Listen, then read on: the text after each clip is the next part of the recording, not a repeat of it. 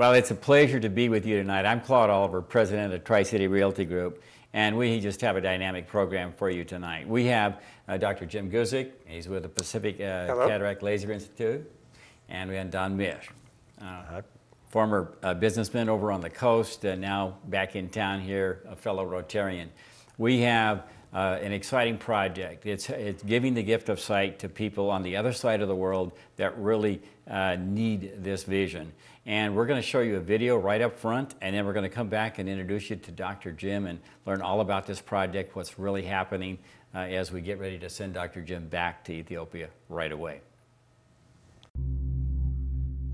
Meet Sena. She is your typical 7-year-old. Shy, intelligent, and overflowing with the innocence of youth. There is nothing physically or mentally wrong with her. She is normal, except for one dark handicap. Her grandfather.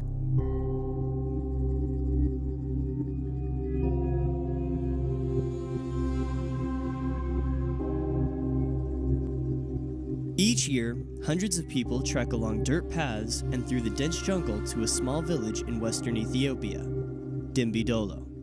Men and women, young and old, Orthodox, Muslims, Catholics, and Protestants all make the journey. Some come from the nearby village of Tabor, others come from as far away as Sudan. They all share one thing in common. They are blind.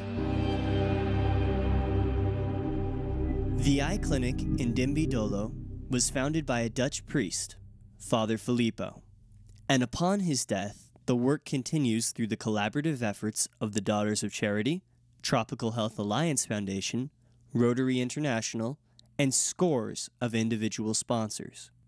Each year, a group of volunteers travel around the world to Dimbidolo, providing cataract surgery to hundreds of patients in need of sight. This service is desperately necessary in the poverty-stricken countryside of Ethiopia. Here, the long journey to the capital city of Addis Ababa is impossible. This year, Dr. James Guzik has brought a team of cataract specialists to Dimbidolo from the Pacific Cataract and Laser Institute. PCLI is a renowned organization based in the Pacific Northwest, boasting top-notch doctors with access to the latest techniques and equipment used to perform cataract surgery. Each member of the team has taken time away from their lucrative careers at the Institute to bring sight to the people living in Ethiopia. The team has set up shop in Father Filippo's aging clinic. In just a few hours, they have converted the bare rooms into a modern eye clinic, complete with a fully functional operating room. The selection process for patients is rigorous and handled with care and precision. Only those with bilateral blindness are accepted, and only one eye is repaired. This is done to ensure that the maximum number of people are treated during the team's short 2-week stay. Amongst this year's blind pilgrims to Dimbidolo is Sena and her grandfather. Sena has led her grandfather from their village many miles away, never leaving his side or letting go of his hand. In Ethiopia, it is common for a blind adult to take a child, usually around Sena's age, as a guide, similar to a seeing eye dog. Sena is tied to her grandfather's hand. Wherever he goes, she goes. She must be by his side day and night, accompanying his every move. Sena can't go to school, she can't be with her friends, she can't work. Her life is her grandfather. Sena waits patiently outside as her grandfather goes through the screening process, hoping their long journey has not been in vain. After hours of waiting, the test results return. Her grandfather is a candidate for surgery. Sena stands by her grandfather's side, clutching his hand as the first incisions are made. She knows nothing else. The operation continues smoothly, although time seems to drag on. As the final suture is completed, there are storm clouds on the horizon. And with the application of the eye patch comes a firm reminder to keep the wound dry. As they leave for the night, it begins to rain. It is a new day in Dimbidolo. The leaves drip with moisture from last night's rain. There is new life, a sign of a fresh start. It's early, but Dr. Guzek is already hard at work. He leaves the clinic only for a few hours of sleep, refusing to trade rest for another person's vision. Sena and her grandfather arrive at the clinic early, eager to discover the results of yesterday's operation. We're going to take off a sketch and take a look and see what we have here. Sena's grandfather sees only darkness, and then a blinding light. Finally, his eyes come into focus on a sight he has never seen before. Sena. Sena is overwhelmed. Now she has the freedom to return to school and the freedom to make new friends. She has regained her childhood. She has the freedom to let go of her grandfather's hand. One surgery has saved 2 lives. We got a lot of donations to come out here, but there's still a lot of stuff to be done. And so it's not possible for me or Larry to do this by her sister to do this by herself. We need some help. As Dr. Guzek's stay draws to a close, the clinic's courtyard remains filled with those waiting to be seen. These people will return home in disappointment, praying the I-Team will be able to return next year. There are already plans to establish a permanent eye clinic in Dimbidolo, but this is costly. Medical equipment must be purchased and imported, local staff must be trained, and a permanent team of competent personnel must be on hand to manage and run the clinic. This goal is only achievable through the support of people around the world.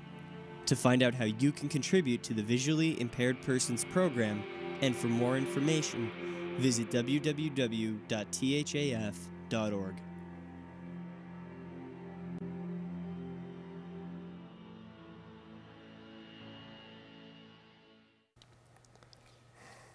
What an exciting journey. You get an idea of the dynamics when another person is given their sight and a person that had to stay with them their life in order for this person to get by on a day-by-day basis. Dr. Jim Guzek has started this project. Please share with the people where this is at and what's going on. What made you do such a thing like this? Well, it started with an appeal from a Seventh-day Adventist doctor in California that had been over in Ethiopia for a number of years and had identified some Catholic nuns that had an eye clinic, and they could not find any eye doctor to go over there to do cataract surgery, and they were finding hordes of blind people.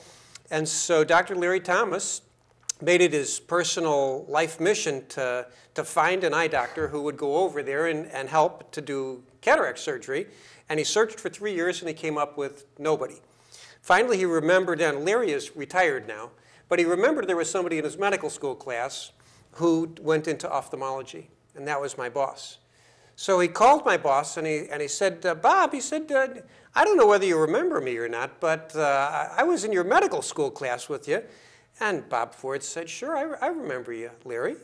And so he asked Bob to go to Ethiopia, and Dr. Ford said, well, he didn't do that kind of thing, but to email him with the particulars, and that he would send it to the people in his group. Well, I got this message, and I thought, that's really strange. The Seventh-day Adventists are trying to help the Catholics. Maybe I better take a look at it. And when I saw the project and I saw how difficult it was going to be, I thought, they are never going to find anybody that's going to go and do this project. And with my experience, having worked for 3 years in Sri Lanka and 4 years in Ghana, I thought this is a project that's going to take somebody that has a lot of experience. I can do this. Let me investigate it. So I went over to Ethiopia, and I took a couple of Rotarians with me. We did an evaluation of the project, and indeed there were just too many blind people. And so we operated 50-some people. We were running out of supplies on the last day of our clinic. There were more people than we could possibly operate. And so my local staff were telling me to send some of the people away. And I told them, no, let's go at least talk with everybody that came new for today. And among them was one 30-year-old woman who started sobbing when I went up and I talked with her. And so I said, what's her problem? And she said, well, she can't see. And this was the problem with everybody. Everybody was blind that was coming there. And I said, well, how long has she been blind? And they said, well, she's been blind. She answered through the interpreter. She said, well, I've been blind 8 years.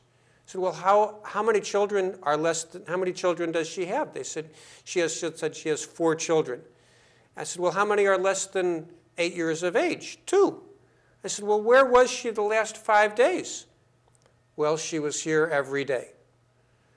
So my heart was just broken for this poor lady, and we pushed her in front of some of the other older people, and we operated on her, and we gave her her sight, and she went back and she saw her children the next day for the first time.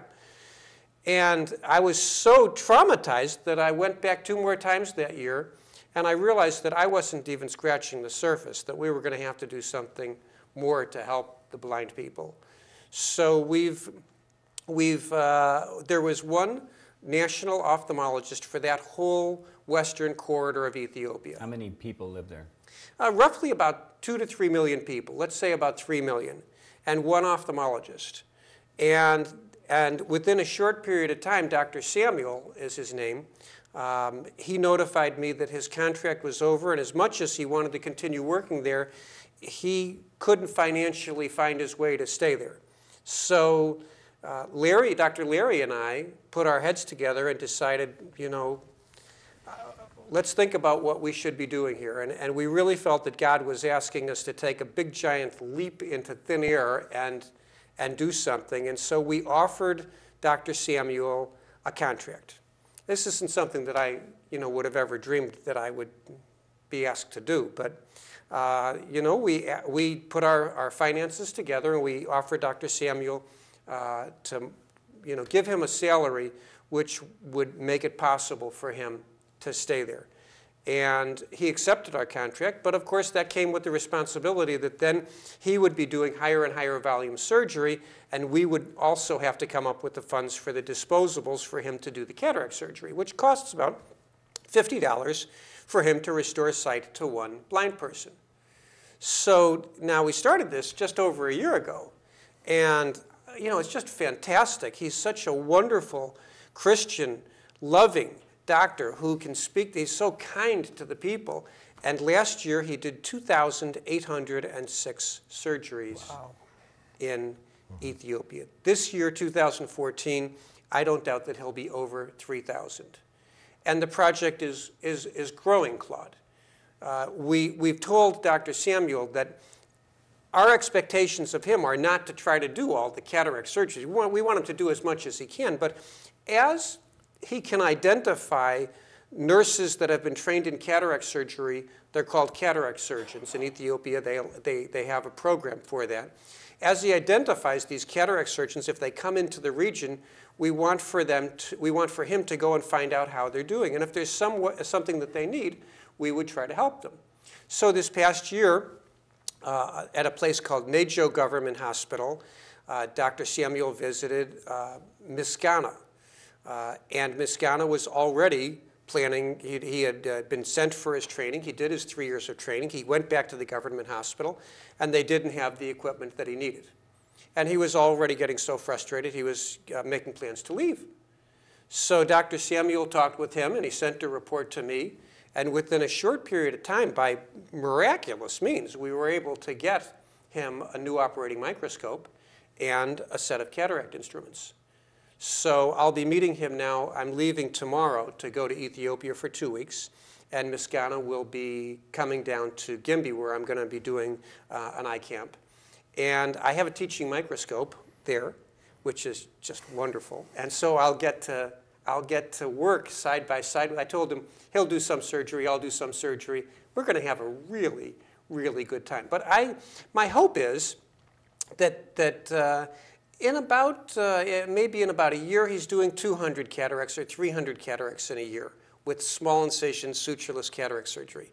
And the next year, maybe 700. And the year after that, maybe 1,500. And the year after that, I hope that we can support him to be doing 3,000 cataracts a year, just like Dr. Samuel. And we have another eye nurse that's coming back January 1st of this coming year, Mitiku, that we sent from our project in Dembidolo.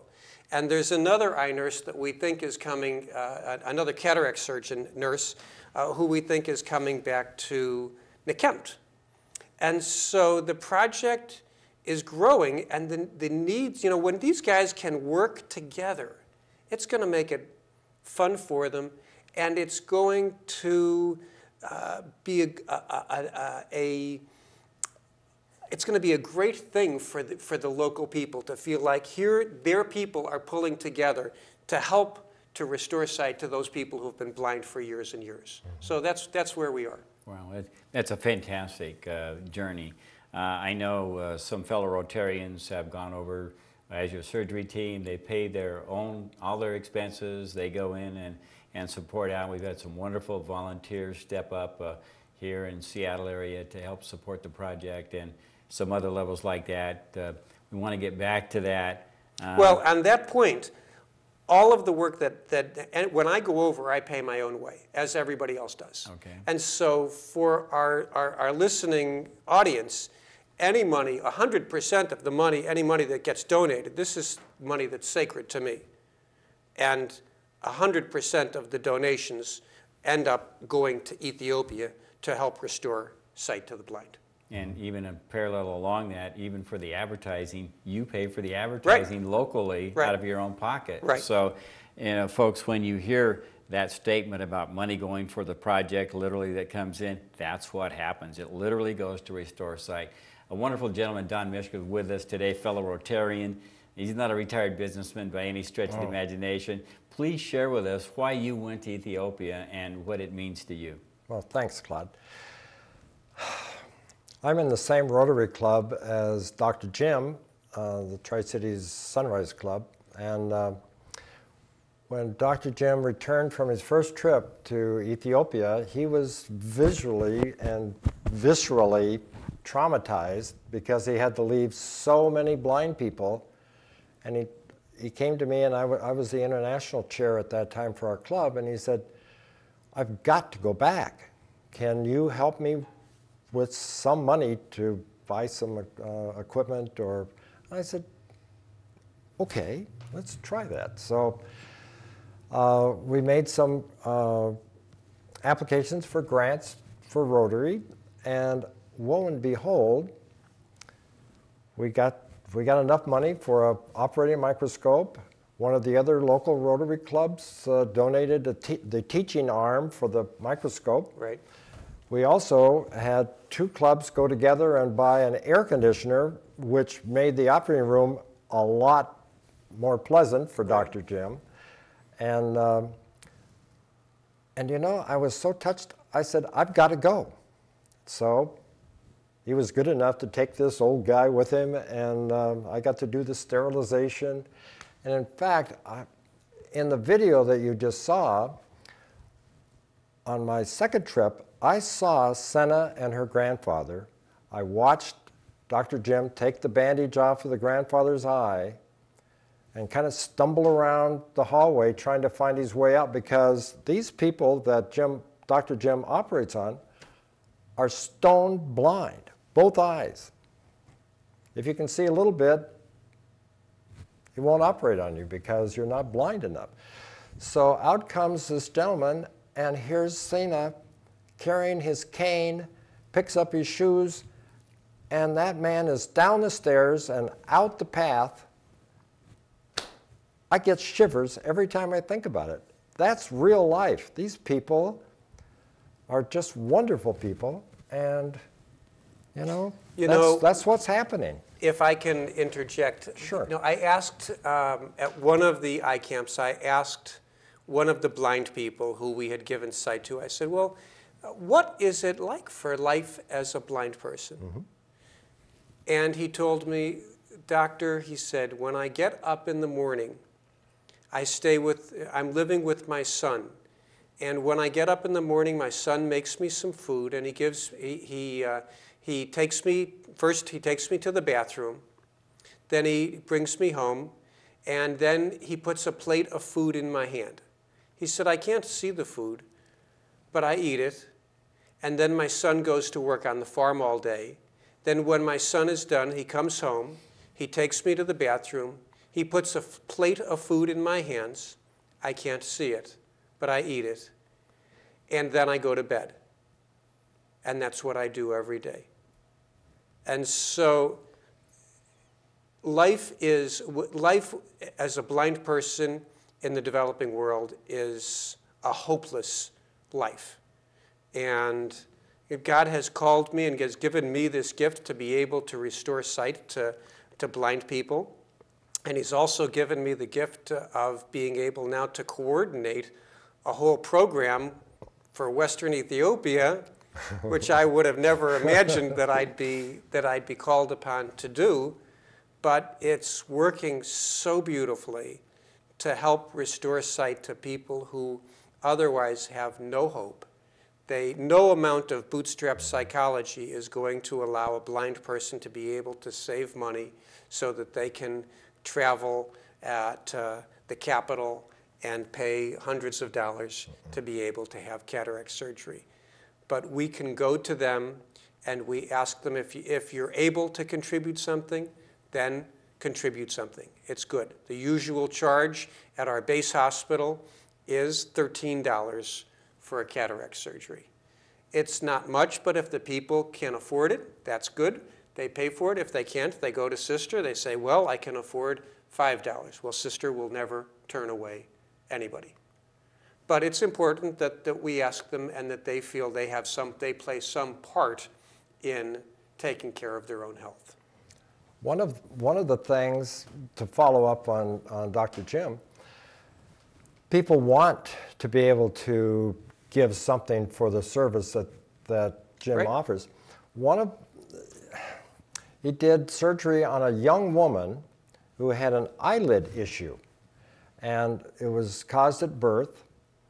And Dr. Jim said, gosh, I haven't done cosmetic surgery for a long time, and the father had taken this beautiful young woman to Addis Ababa, the capital, and was turned down. The surgeons there said, we don't want to do that. So Dr. Jim. Now this was because of a forceps delivery, right. Mm-hmm. And her eyelid was cut in half. So her eye could not blink. Right. So the cornea became scarred and the eye was painful. But more than that, for a 20-year-old girl, it was grotesque. It gave her a grotesque right. appearance. And she was beautiful. And other than that, she was stunning. Yep. So at the next day, she was much better. And then 2 days later, she was really looking a lot better. And as a tribute and a gift to Dr. Jim, her father brought his only gift that he could was a sheep. And that was amazing. Yep. So we were all trying to figure out how Dr. Jim was going to get this sheep back on the airplane, and we took care of that. Yeah, these stories are absolutely life, true, and amazing miracles. And when you take a look at what you have just seen, we're going to have a raffle on March the 28th, and we'll have Dawn give us a little more background on that. It's at the Event Center on Burden in Pasco. Dr. Jim and the team will be back from Ethiopia. We'll have a great celebration party and hear the latest news on that. Please come out and join us. For $50, you can attend and you can get a raffle ticket that can put you on an Alaska cruise this fall, plus you'll give the gift of sight back to someone. Right. Don, would you share a little more about that? Yeah, sure. The Alaska cruise is a first-class Princess Line cruise. AAA in Kennewick, Washington has stepped up and made this available and made it possible for us to offer this as a raffle ticket to raise funds to help Dr. Jim restore sight to the blind with cataracts.